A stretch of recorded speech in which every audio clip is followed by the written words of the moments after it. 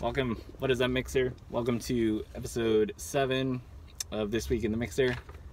Part 1. It's going to be a two-parter. I don't really have too much time to record this, so I want to make sure we get in the recaps. I'm going to post a video later about the Khabib fight, the Conor Khabib fight. So that's going to be part 2. Probably get that out a day later, so probably Friday morning. So be on the lookout for that. But wanted to get into the week 5 recap. So first off, we have Mason versus Sean, battle of undefeateds, who's going to be left standing. So Sean in this matchup came in as a favorite, but it looks like there may be a chink in his armor. Maybe he's immortal. Mason made him bleed his own blood this week. Big Ben was forcing the ball to Antonio Brown like he forces intentions on hotel maids. He got 23 points on 250 yards and 3 touchdowns. Robert Woods had another good day for Sean. He had 5 receptions, 92 yards, no touchdowns, but 19 points. Another solid week for Robert Woods, one of the values of the draft. Saquon, Luck, Diggs all go over 20 points for Mason. Saquon did so on 48 yards on the ground, really doing most of the damage through the air, with 4 receptions for 81 yards and 2 touchdowns. Might have injured his back on the last touchdown. He kind of awkwardly jumped into the end zone. It looked like I was worried he hurt his knee at first because the way he came down, but they're saying his back. Haven't heard too much practice reports. Maybe he'll be all right. But nonetheless, big day for that rookie running back. Heading into Monday Night Football, Mason carried 116 to 98 lead with Drew Brees in hand versus Kamara and Michael Thomas for Sean. So Sean still had a chance to make an epic Monday Night Football comeback, which, given how his team has been performing, seemed like a real possibility. I know Mason was pretty tilted on the PUBG chat heading into that matchup, hanging on every play, but ultimately happened. Mark Ingram seems to have eaten significantly into Kamara's workload. I believe he got 2 touchdowns on the ground, and then Brees, instead of feeding Michael Thomas, had 2 long touchdowns to their rookie wide receiver Traquan Smith. So Michael Thomas didn't get those 2 long scores. Basically everything went Mason's way on Monday Night Football. Winner, winner, chicken dinner. Mason's the last team left undefeated at 5-0. Sean's run at history ends, dropping him to 4-1. Next up, we have Jess versus Matt. Game of the week, the Gardella Bowl. Something we all look forward to. I'm just wondering, what's the side wager for this game? I think last year it was a dinner or something. It's kind of lame if you ask me. But anyway, hopefully the winner gets what he or she deserves. Spoiler alert, she. So both teams did really well. Jess had 6 players go for over 20 points, including 3 touchdown, 400-yard garbage time day for Aaron Rodgers. They fell behind pretty early to Detroit, so Rodgers was throwing the ball around a lot, which he can do pretty efficiently to Jess's benefit. And her tight end also went off, Zach Ertz. He had 10 receptions, 110 yards, and a touchdown. Big day for Ertz. Amari Cooper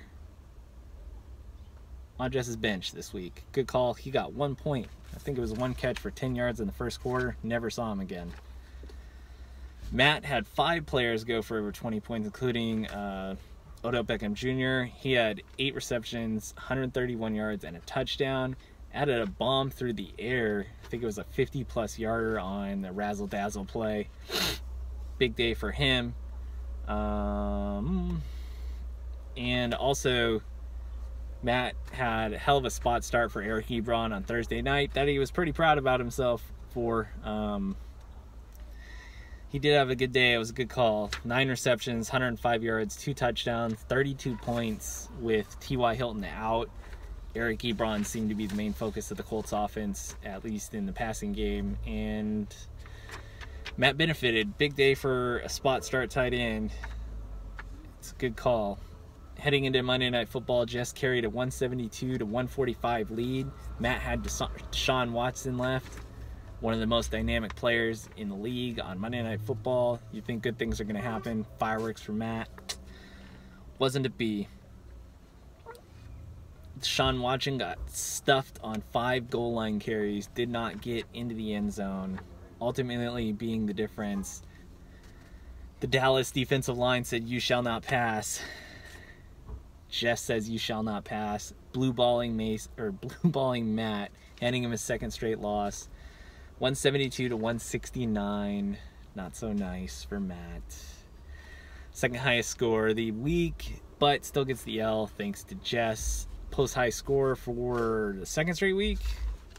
At least 2 out of the 3 last weeks. So her team is coming on strong right now, mid-season. That's good to see. She moves to 3-2. Matt drops to 2-3, I believe. Next up, we have Danny versus Anthony. So Danny's struggles continue. Just can't find consistency on his roster. David Johnson did score 3 touchdowns en route to a 20-point day. Keenan Allen also looked good and healthy again. He hauled in 8 passes for 90 yards, no touchdowns. Continues that high volume, low touchdown output. Doug Baldwin, though, on the day did his best Amari Cooper reception, scoring only 1 point. He had 1 reception for 1 yard. I believe they targeted him 9 times. They were trying to get him the ball, but just wasn't going his way. It's just how it's been going for Danny this year in some games. Likewise, Mariota struggles, only gets 5 points against Buffalo. Really disappointing. Although Buffalo's defense might be a little bit better than most people suspect. People's impressions seem to be set pretty early. They did get blown out in that first game. Then they did pretty good against Minnesota a few weeks later. So maybe that Buffalo defense just isn't getting the credit it's deserving. But nonetheless, 5 points for Marcus Mariota, one of the young, talented players in the league. You would expect more for Danny. Anthony's squad, you get average production pretty much out of everybody, but it was enough this week. He was largely carried by Todd Gurley. He scored 3 touchdowns on 77 yards rushing, 33 points on the day. He outscored Isaiah Crowell. Even though he only had 77 yards rushing, Crowell had over 200. It's those TDs that really add up. I think Gurley had a few catches as well, but just gives you an idea of how the touchdowns are king, and Gurley is one of the best in the game at getting in the end zone. Garbage Time Blake was also in top form for Anthony. He totaled 24 points, 430 yards passing, 1 touchdown, 4 interceptions, and a loss. It's a perfect Blake Bortles day. He's still a trash quarterback. I cheer for him now. It's more fun to be rooting for the guy, but he still has games like this a little too regularly to be considered even in the top half of QBs. But he puts up fantasy points, which is why we roster him. So Anthony will take that any day. As a result, Anthony wins comfortably. He drops Danny to 1-4. And Anthony has a shot at climbing back to 500 after starting the season 0-3. He's at 2-3 now this week after the win. Next, we have Zach versus Jeff, another close one. 2 mid-table mixer members match blow for blow in this contest. Mahomes he came slightly back down to earth in this one. He only scored 18 points and threw 2 interceptions, no touchdowns, I believe. So maybe defenses are figuring him out. Maybe it's just off day. Maybe Andy Reid's play calling is cooling down like it seems to do around midseason each year. So we'll have to continue to monitor it. James Conner blew up big for Jeff. He scored 35 points on 110 yards, 2 touchdowns on the ground, added 4 receptions for 75 yards. Filling in nicely for Le'Veon Bell. It's going to be a real shame when they split 50-50 and they're both on Jeff's roster and he doesn't know what to do with him. It's going to be a real shame. Looks like Brady's back to being Brady as well. He scored 31 points on Thursday Night Football. Rivers added 24. And Hopkins had 9 receptions, 151 yards, and 23 points for Zach. So good production from his studs. The main difference in this contest was a questionable call by Jeff, who started Sony Michel in the Superflex slot over Baker. Sony Michel did have a decent day. I believe he flirted with 100 yards. I don't think he got in the end zone. I think he had maybe a few receptions, but it wasn't enough, and the 2-point, and Jeff goes down by 2 points, and it ends up that Superflex decision cost him. Baker would have done enough if he had slotted him in instead of Sony Michel. So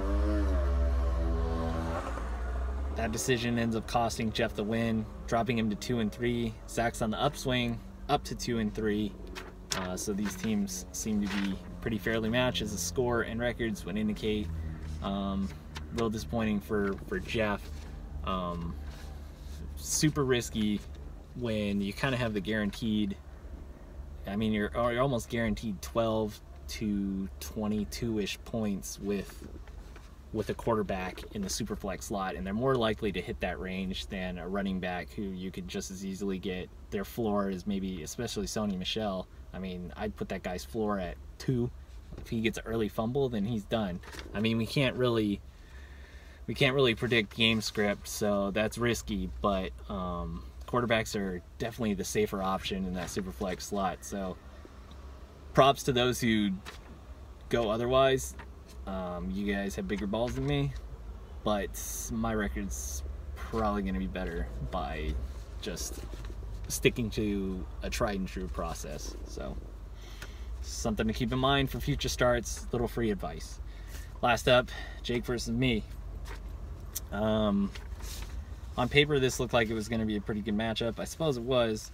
The core of our lineups were pretty evenly matched. If you go top to bottom, wide receivers, running backs, quarterbacks were all scoring about the same amount of points. Devontae Adams was heavily involved in that garbage time catch-up for Green Bay for Jake. He scored 30 points on 9 receptions for 140 yards and a touchdown. Not sure if Jake had any other options, but that was a pretty brave start. Devontae had issues with his ankle. Lots of people were questioning whether how much he was going to be utilized, and ended up being a good start for Jake. Antonio Brown, on my side, he was force-fed the ball all day. Squeaky wheel getting the oil. He had 6 receptions, 101 yards, 2 touchdowns. He had like 2 or 3 more ridiculous end zone targets. They were clearly trying to get on the ball, which I love to see. Hopefully it continues. He had 29 points for AB. Jake had a chance to make things interesting on Sunday Night Football. He had Zeke and Will Fuller. I believe he was down pretty wide margin. I'd say about as wide of a margin as that epic comeback that Mason had on me. But Zeke couldn't do it this time. He didn't get in the end zone. He scored 15 points. Pretty decent day. Not the greatest out of a round 1 running back, maybe even the top 5 pick running back. But Will Fuller disappointed. He only got 2 receptions for 15 yards, total of 3 points. So in the end, the game wins comfortably thanks to tight end defense, production, the Gronk factor. My defense outscored Jake's by quite a bit. Ended up being about a 15-point difference, and that's the game. So that's just how it goes some weeks. Tough luck for Jake. Jake drops to 1-4. I move to 3-2. Interesting thing about this week, scoring was down a little bit. It seems like the defenses are figuring out offenses a little bit. It'll be interesting to see if that trend continues for the rest of the season. We won't see as many blowouts. We see players that are blew out, like Mahomes, coming back down to earth. Kamara coming back down to earth, although the Saints, the players still had a lot of production. It's going to be something to watch if the outrageous scoring that we saw in the first 4 weeks continues for the rest of the season, and this was just a blip, or if this is a sign of a trend that's coming, a little bit lower scoring. It's still the NFL, it's still pass heavy, there's still going to be more points than usual, but probably not at the record-setting pace that we saw in the first 4 weeks. Quickly, wrapping up, got a game to get to. We'll look at next week's matchups. Repeat of week 3, me versus Danny, Jake versus Jess, Sean versus Zach, Matt versus Jeff, Mason versus Anthony. So some good rematches there. We'll check in with Luke Wilson. I predicted a touchdown last week and a few receptions. He got nothing. Don't even think he got targeted. We'll check in with Amari Cooper. Hopefully he does a little better for Jess's sake next week. But yeah, that's it. I gotta get to a game. Hopefully I get a goal. See you guys.